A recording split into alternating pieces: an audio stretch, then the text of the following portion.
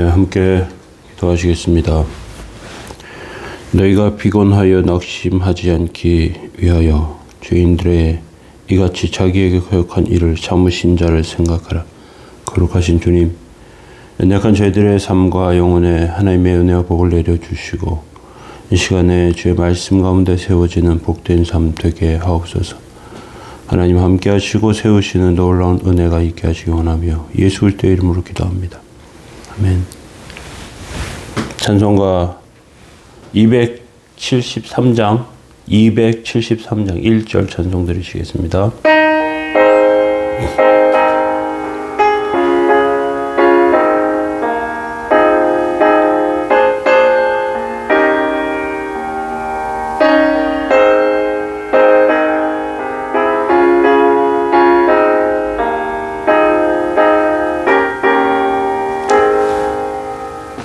나 주를 멀리 떠났다 이제 옵니다.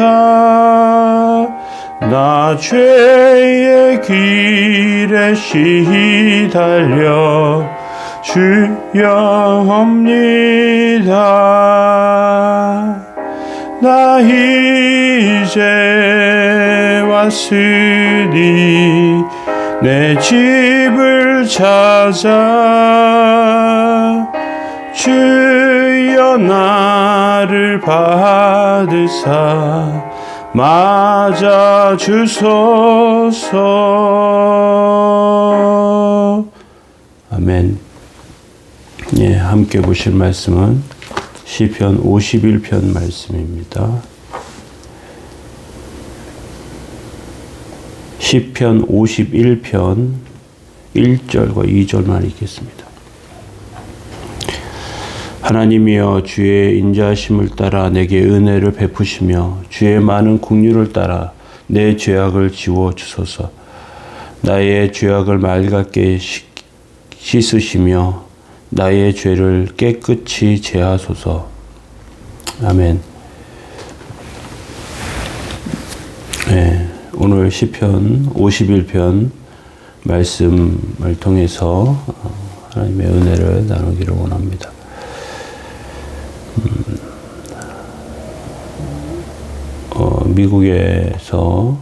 미국의 어떤 계신 한 목사님이 성공한 목사님,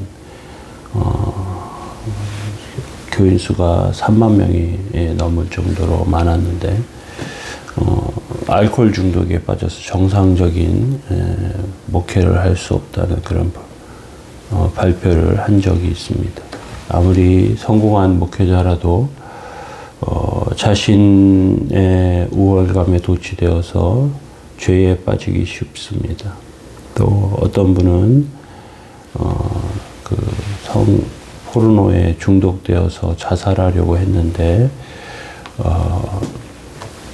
열심히 신앙생활하고 교회 나오는 예배드리고 나오는 교인들의 모습을 보면서 회개하고 치료받고 이렇게 회복되었다는 그런 이야기도 나오곤 합니다. 사람들이 성공하기 위해서 또 열심히 무엇인가 할 때 압박이 생기고 그런 압박으로 있는 스트레스나 이런 것들이 엄청난 고통으로 가져오는데 그래서 도박이나 마약이나 성적인 범죄에 빠집니다. 아무리 성공한 사람이라도 고위공직자라도 또 성공한 목회자라도 이러한 것들 가운데 죄를 짓고 이것들이 발표되는 경우가 있습니다. 예수님께서 음욕을 품고 여자를 보는 자마다 이미 간음하였다고 말씀하셨는데 하나님께서는 인간의 그러한 죄에 대해서 얼마나 우리의 삶과 또한 행동이 얼마나 연약한지 또 잘 알고 계시기 때문에 그것들을 경계하고 계십니다.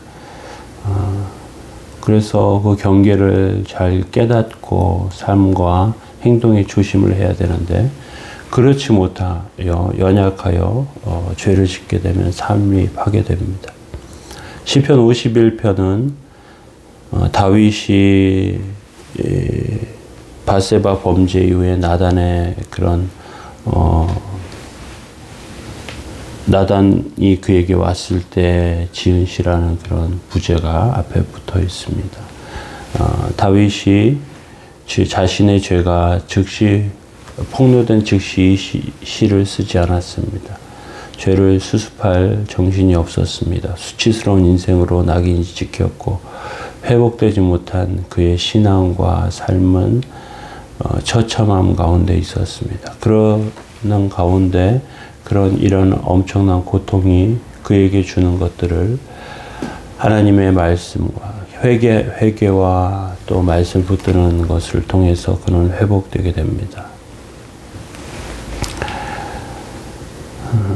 그래서 오늘 본문을 통해서 특별히 과거에 지은 죄를 어떻게 씻을 수 있는가 생각해 볼 필요가 있습니다.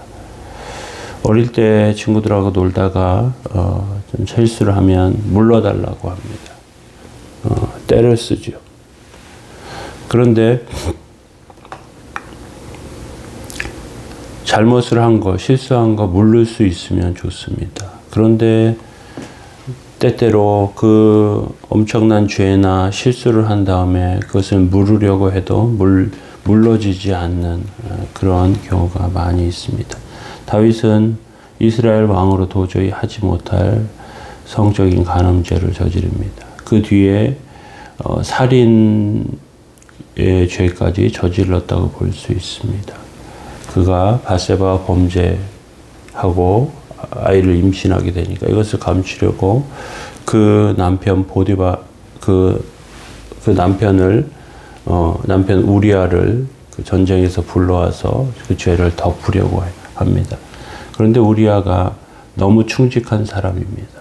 자기 동료들은 전쟁에 있는데 아내와 잘 수 없다. 그래서 집으로 가지 않습니다. 그러니까 다윗이 우리아를 죽이려고 그에게 편지를 들려보냅니다. 지휘관에게 가장 치열한 곳에 우리아를 보내고 그가 싸우고 있을 때 다른 사람들은 후퇴해서 그 혼자 죽게 만들라고 합니다. 결국 우리아가 죽고 죄가 감춰지고 아이까지 태어납니다. 그런데 하나님께서 그것을 다 보시고 알고 계셨습니다. 나단 선지자의 지적으로 다윗은 죄가 드러납니다. 그리고 이제 그는 회개하게 됩니다. 1, 2절에 이렇게 되어 있어요. 하나님이여 주의 인자하심을 따라 내게 은혜를 베푸시며 주의 많은 긍휼을 따라 내 죄악을 지워주소서. 나의 죄악을 맑게 씻으시며 나의 죄를 깨끗이 제하소서. 다윗이 여인을 보고 인간적인 정욕을 느낄 때 그는 중요한 사실을 깨닫지 못했습니다. 그것은 다윗이 얼마나 중요한 사람인지 잊고 있었습니다. 그는 하나님의 사람이었고 그의 입에는 하나님의 말씀이 있었고 그는 하나님의 존귀하심과 능력이 그의 가운데 있었습니다. 그런데 사람들은 다윗이 이룬 성취와 이런 것들을 보며 그를 믿었고 누구도 그를 의심하지 아니할 그때 그는 하나님께서 함께 하신다는 그 하나님 말씀을 순수하게 붙잡는 것에 가져오는 능력이 얼마나 귀한 것임을 그는 기억하지 못했습니다. 두 번째, 그가 생각하지 못한 것은 자기가 얼마나 쉽게 죄에 넘어지는 죄인인지 생각하지 못했습니다. 인간은 죄를 가지고 있는 죄인이기 때문에 쉽게 죄를 짓습니다. 하나님의 종들도 마찬가지입니다. 하나님은 좋은 성공을 하면 할수록 하나님의 종들은 성공을 하면 할수록 스스로 조심해야 합니다. 세 번째, 다윗은 사람들이 자기를 얼마나 시기하고 있는지 생각하지 못했습니다. 하나님의 종이 능력을 나타내면 두 가지 반응이 나타납니다. 그것에 감사하는 사람이 있는가 하면 어떤 사람은 저 사람도 넘어졌으면 하는 사람들도 있어요.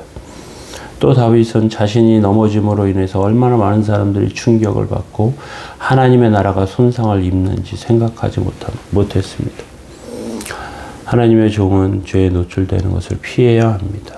하나님의 종 이전에 인간으로서 가까이 해서 안 되는 것들은 가까이 해서 안 됩니다. 다윗의 종의 범죄는 큰 충격을 주었습니다. 다윗이 죄를 지을 당시 그는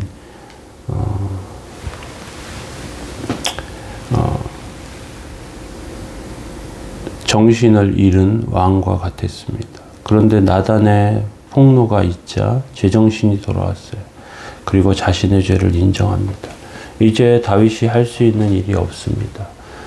자기의 모든 것을 잃고 죽던지 추방되던지. 그때 다윗은 하나님의 말씀을 붙잡습니다. 하나님의 말씀을 붙잡고 하나님의 인자하심에 호소할 때 다시 회복될 수 있습니다. 그것이 그리스도인들 또 모든 사람들의 행해야 할 바입니다. 하나님은 예수 그리스도를 통해서 죄인의 죄를 용서해 주십니다. 은혜의 복음은 구원의 능력이 있습니다. 주의 인자를 따라 내 죄악을 지워주소서 그렇게 고백하고 있습니다. 개혁서 한글에서는 주의 인자를 쫓아 내 죄가를 도말하소서. 죄를 짓지 않은 것처럼 깨끗하게 지워달라는 뜻입니다. 다윗은 율법의 핵심을 잘 알고 있었습니다. 율법은 완전한 사람들을 요구하는 것 같지만 부족한 사람들이 하나님 앞에 회개하는 것을 요구하고 있는 것입니다.